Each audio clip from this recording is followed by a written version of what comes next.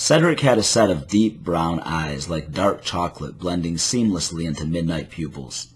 His bright smile demanded attention the moment he strolled into the classroom. Miss Cobble knew he would be an interesting character to deal with for the whole semester.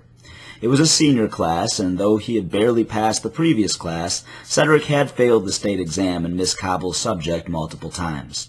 Without passing that exam, Cedric could not graduate. This was especially a shame because his prowess in athletics was just as electric as his charisma, although he was not an especially strong student.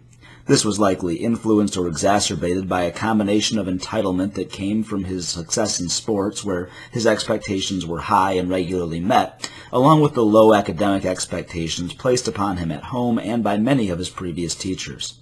While academics held back his chances of success, his athletic performance netted him a potential full scholarship to a Division I university, where Miss Cobble believed he could thrive if he just had the right support. Cedric's flirtatious and macho confidence masked the insecurities of his weaknesses, which were evident to any teacher who paid attention.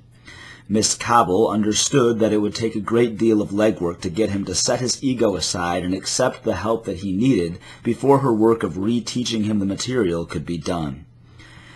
Once he finally warmed up to her, she'd earned his respect, and her time became quickly absorbed with providing Cedric all the additional instruction she could without depriving her other students of the time she owed them. Miss Cobble's time before school, during lunch, and after school was often devoted to reviewing tests and state standards with Cedric, as was her little allotted planning time. She approached his misunderstandings in multiple ways and painted him clear analogies that made his dark chocolate eyes glow and enabling him to truly grasp previously misunderstood concepts for the first time.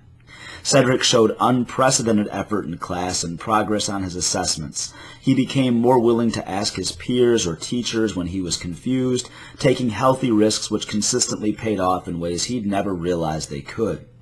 When it came time for Cedric to retake his state test, he came closer than he ever had to passing, but it wasn't quite close enough, and he would only have one more chance.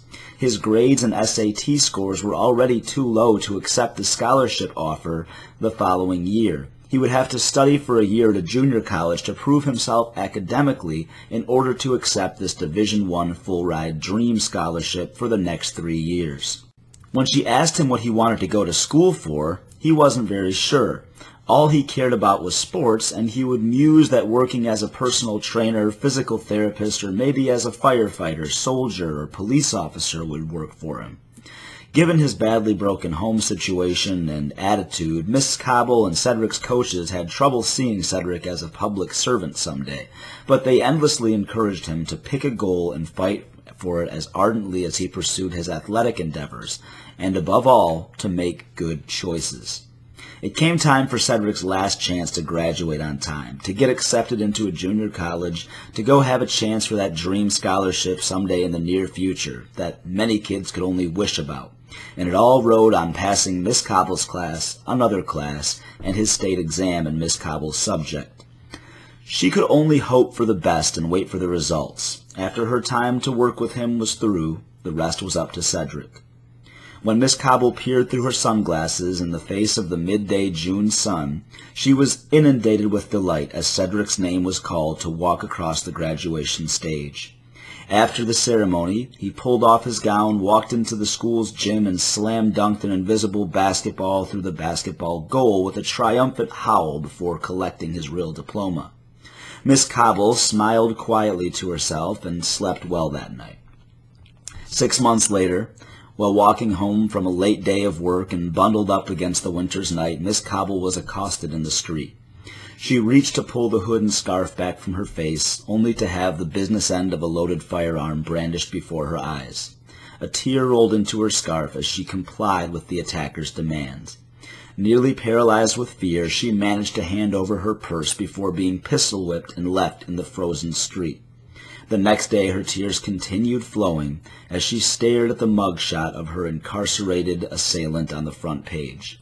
A stoic expression with deep brown eyes like dark chocolate blending seamlessly into midnight pupils.